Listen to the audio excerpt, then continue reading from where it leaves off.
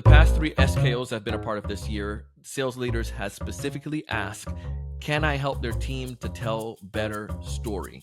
And it's not about the product. It's not about data. It's not about any of that. It's how can we tell better stories? They're literally craving it. I know exactly why this is happening specifically for them, and it's probably happening for you. But telling better stories could make or break your next deal. And here's why.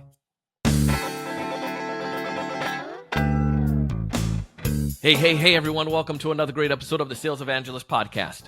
I'm your host, Donald C. Kelly, the Sales Evangelist. And I'm so excited for another great episode. I'm so excited to be here with you today.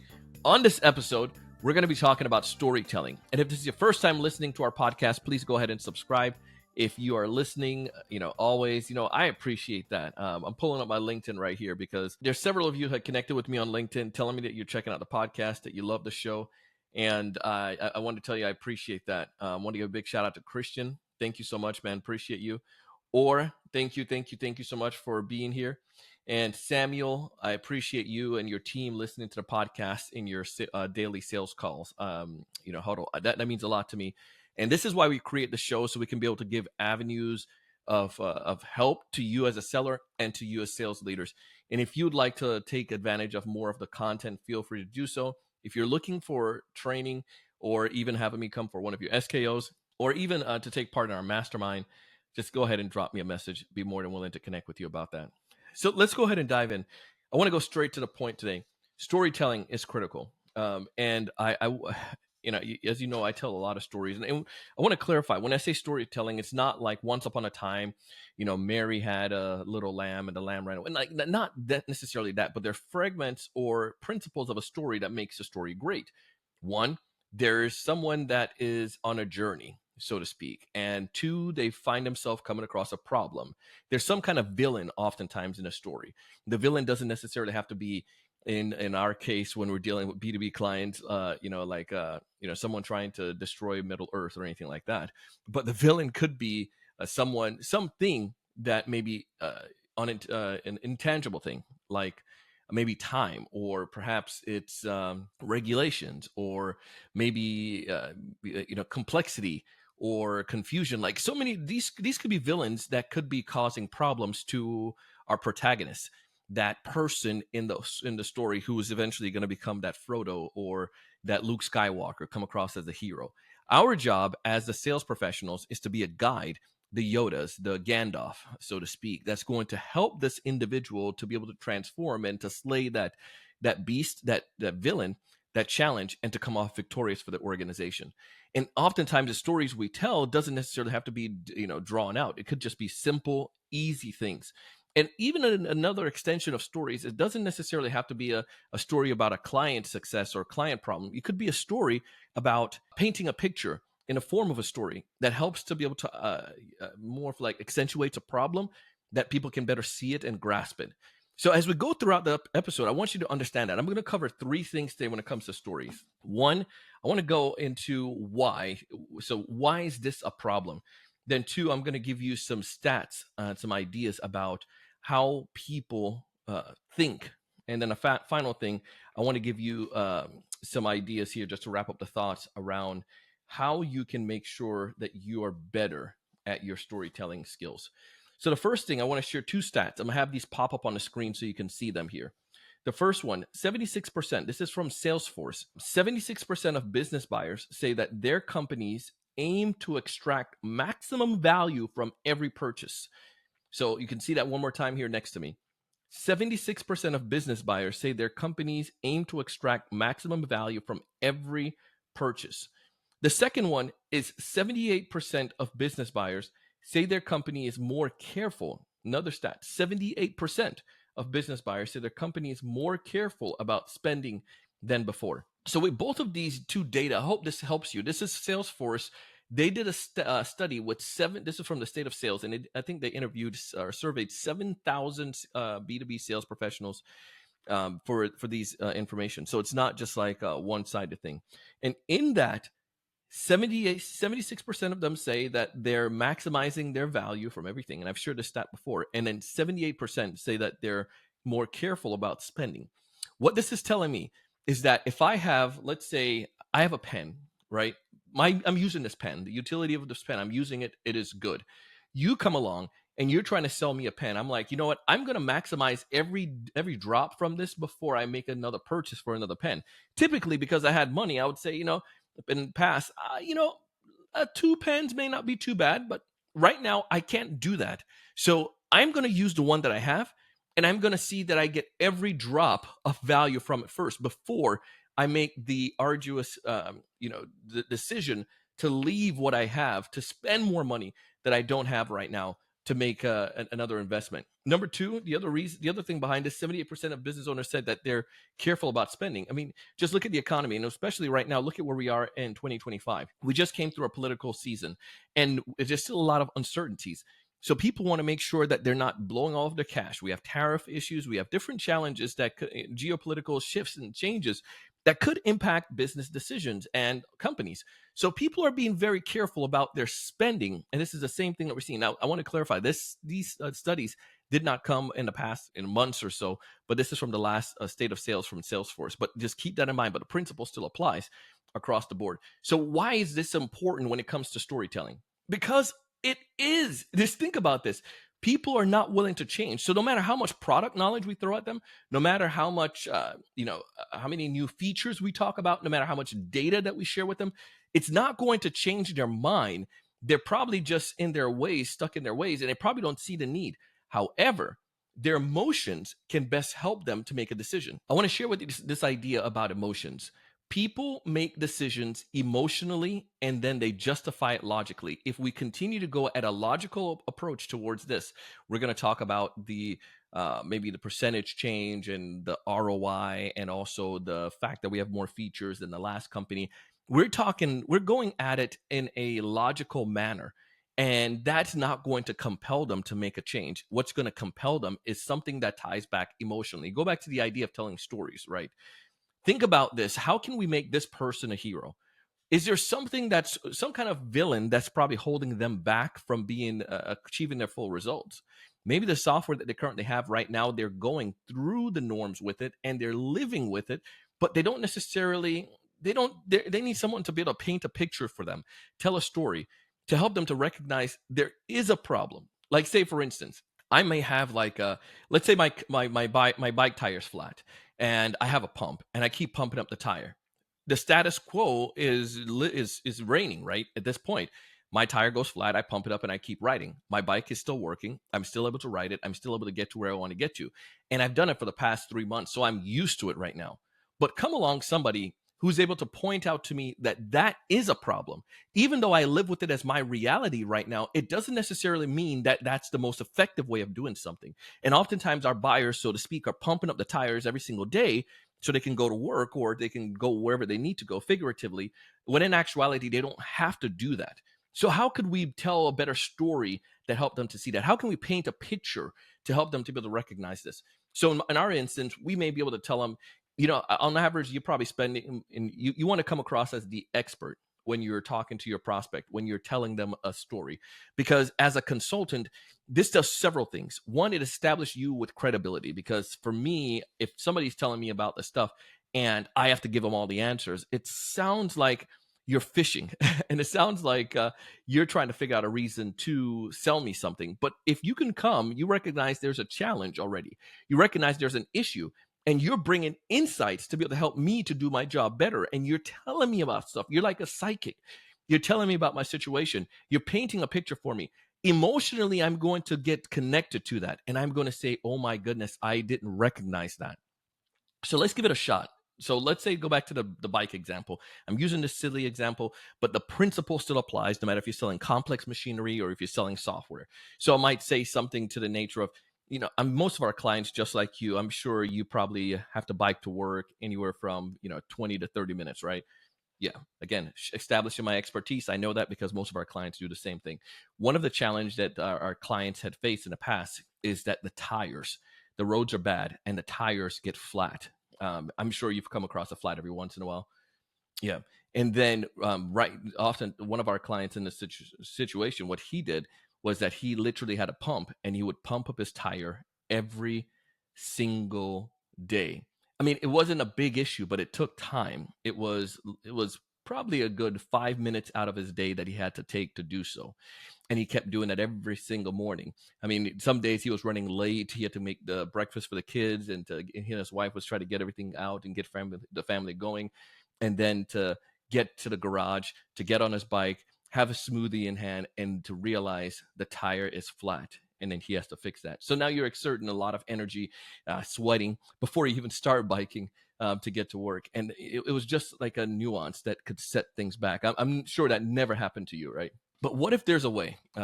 What if there's a way that you never have to worry about ever doing that again, or much less having a flat tire ever again? What could that do to you? They'll probably say something, and then you go into, yeah, one of our clients' name was Marty. Marty had a similar issue where this was happening to him over and over again. Because of that simple change, listen to this. Not only did he make it to work on time every single day, but he was also able to, I'm making up some stuff now along the story because I'm trying to think of a bike story. But not only was he able to make it to work on time every single day, but he was also able to beat his boss. That gave him recognition to his employer. And 6 months later, he was in the promotion. Promotion came about, and bonus came around, and he got into a position to make the change. Now he's one of the mid-level managers, and we saw a little healthy bonus as well. I mean, I'm not telling this is going to happen to everybody, but what we found with our clients, stories like this over and over and over again, is that because they don't have to worry about a nuance, they were able to focus their energy and time on something else and to be way more efficient. If we could do that for you, would you be open to seeing how it could work? Now, painting a picture like that, I did this specifically in a story. Now, you may say, Donald, I don't have time for this with the prospect. But if you have a disco, you're having a call with this person, you have them on the phone, you could talk through that. I didn't tell in this story. I didn't tell anything about the tools that we have. I didn't tell them about the how the complexity of the tire. I didn't tell them about how it was made in factories or whatever. I didn't tell them any of that. What I told him about was the emotional stuff and how this was going to help him to be able to succeed in his role. Oftentimes, and I'll come to that a little bit later on, but oftentimes we skip over these things. We focus only on the features and the benefits. But when we tell great stories, stories paint a picture for our prospect. It helps them to go back into the situation, and it helps them to recognize issues. Now, because I pointed this out in this guy's mind, let's say, for instance, he's probably pumping the bike every single day already. It's just a part of his routine, but it's not normal. And because he was able to hear and to realize, and somebody from the outside was able to point that out to him, he was able to visually see in his mind as I was explaining it, yeah, this is an issue. And oftentimes with our prospects, again, they're comfortable with what they're doing right now. But stories help us to be able to help us to be able to emphasize problems. It helps us to be able to paint better pictures, and it helps us to be able to accentuate the issues enough for the buyers to truly recognize I need to make a change. And once they can get to that level, magic starts to happen. Stories can help you to do so. And I want to give you another example. I had this, one thing I've seen, and I've made this mistake time and time again. When I was selling document management software, I often talked about how I got into my jargon. Talking about API, that was our name of our software. Advanced Processing and Imaging was the solution. So API, and obviously because APIs integrate, you get the point. But we were talking about, I would always talk about API and OptiView and Opti Workflow and how these things can solve the problems. Opti Workflow can do this. But the mistake that I often made with that is that I assumed they understood what Opti Workflow was and what Opti was. Donald Miller is a fabulous storyteller and a genius businessman, and has a smart acumen. He has a book called Story Brand. And in the book, one of the things he mentioned, and I've talked about this on the show before, is that if you confuse, you lose. So if we're painting a picture to our buyers and we're confusing them with our technical jargon or just business jargon, it's hard for them to be able to conceptualize it in their mind, and they're going to associate that this is not something that can help them, and they'll dismiss you. But you change this by simply doing something different. So what I started to do when I recognized this was a problem, instead of me talking about the situation, I just emphasized more about what would have happened, what would be happening, rather than talking about a product. So OptiView will help you to be able to do blank. I simply say, we can help you that your paper process doesn't have to slow you down anymore. Every single document that you have on your desk right now can be scanned, automatically put into their electronic filing cabinet, and you can search at your computer without ever having to go and walk to filing cabinets and to dig and hope that somebody put it in the right place. Now, visualizing it like that and explaining it makes a big difference. If I just talk about OptiView and OptiView can do all of this stuff, in my mind I get it, but in their mind they don't. So spell every detail out. And once I started to do that, it made a big difference, and I know it'll make a big difference for you too. Now, the next thing I want to go into is the visual aspect. 65%, and I've shared this on the podcast before, but I think it's worth mentioning again. 65% of the human population are visual learners. 65%. You can err on the side of visual learning and help somebody to be able to better understand your problem. You don't have to guess and say, what if they're not visual? What if they're just audible? Well, they'll get that. What if they're calisthenic? Well, they can get that stuff. But the majority of people, they're going to get it because of 65% of the population, such a vast number. And again, most of us think in pictures. If I were to tell you red car, you automatically start thinking about a red car in your mind. So again, painting the picture, tying emotions to it. So if this is the case, we could use this to do a better job, even with our prospecting, at reaching out to a prospect. Instead of saying, I'm with XYZ, maybe paint a picture. I'm with XYZ, put a visual, the company with the blank Super Bowl ad. You may not have a Super Bowl ad. I'm at XYZ. We're the company that does, you know, we're the company that takes care of all of your trash in your offices so they don't never pile up. Even if they don't know who we are, then all of a sudden they start to visualize, oh, this company can help us with the trash issues.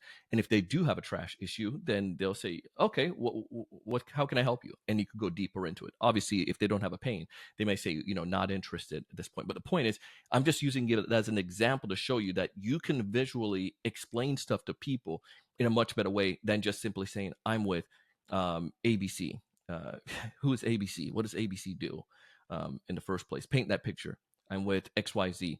We take care of all of the manufacturing waste in Spokane, Washington. Like, okay, well, how can I help you? Because they have manufacturing waste, right? So, anyways, the visual aspect, paint a picture and help them to start think about it. They're automatically going to do so in their mind. You're just doing a better job of helping them with that. Here's what I'd like for you to do as well. As you are working with your team, I want you to role play this. I want you to practice visually telling the story, explaining it out so people can better understand. You're going to see that make a big difference. When it comes to the point where you're meeting with clients and you're doing demos, I highly recommend that you visualize that process for them. I've shared this on multiple episodes, but it's great when you're meeting with, you got past the disco level and you're going further. If you complexity, it depends how complex the deal is. Give them a visual way. I like tools like Aligned. They help me to be able to project map, so to speak, with my buyer. Makes a big difference when it comes to visualization. Number 3, final thing that I want you to do is that when it comes to telling stories, and I emphasized a little bit on this earlier, and I said I'll go deeper on it, is that people want a consultant. People do not want order takers. One of the other things that I emphasize in the state of sales is that buyers are looking for people who understand their business and understand their business challenge. One of the best ways to tell me you understand my business and my business challenge is to demonstrate that. Not to just say, hey, I understand your business. I've worked in the industry for X amount of years. If I were to come and demonstrate that to you, though, or explain it in a way that I've been there before, it makes a difference. So, like, say, for instance, if I could tell you, I know everything there is to know about Jamaica, I can tell you that. But if you've been to Jamaica and I've been to Jamaica, I can demonstrate that by explaining certain things. I might say one of my favorite things about Jamaica is going to Negril, and I'm not sure if you're familiar with. I think forgot his name's Cliff's Bar, where you can jump off the. Some of you who've been to Negril, you can remember this. I went there once, didn't go as a kid, but I can demonstrate. There's that bar where you can jump off the cliff, and you can, right there into that nice little cove. I love Spanish Town. That's where I grew up. And going down, seeing some of the old history and some of the Spanish ruins when the British took over. I love going to the countryside, St. Elizabeth. Now, when I talk about these things, if you've been to Jamaica, then you can say, yes, this guy understands it. And then I'm visually explaining it. And that's expressing my ability to consult. So when I talk about, say, we understand your situation, I can tell you I understand your situation, or I can describe your situation. And if I can describe the situation, it helps me to be able to be seen as a consultant, as a trusted value add partner. That, my friend, makes a huge difference. So as you're telling stories, remember these things. I want you to understand that, people are hard. It's harder for people to make a decision these days, and they don't need an order taker. They don't need somebody who can talk about features and benefit. They need somebody who can demonstrate and express their challenges. Number two, I want you to recognize that you can paint a picture in simple ways as you're talking to someone. And number three, I want you to recognize that you can become a value add by simply explaining the problem better than they than they who are experiencing it. If you can do that, you come across trusted. And I haven't said anything about my product. I joke with some of our clients and I tell them I can sell any product that they have as services, because if I only understand the problem better, then I'll be more effective to be able to grab people's attention, talk about that problem, and then I can get the people to come and help me, those solutions engineers, to help me to take it across the line. But going out and doing it, you don't need to know a whole lot. Just understand the problem and understand the problem well. Listen, I want to hear from you. Go ahead and drop a message on LinkedIn. Let me know about your situation. How are you doing on storytelling? Do you feel that you're doing the best? Do you feel that you can improve? Go ahead and drop me a message. I can't wait to hear about it. As always, I want you to thrive. I want you to succeed. But most importantly, I want you to raise your level of thinking. I want you to go out and do big things. Check out our mastermind, actually. You probably will benefit from it, where we get a chance to practice stuff like this on a weekly basis. thesalesevangelist.com/mastermind. See you on the next one.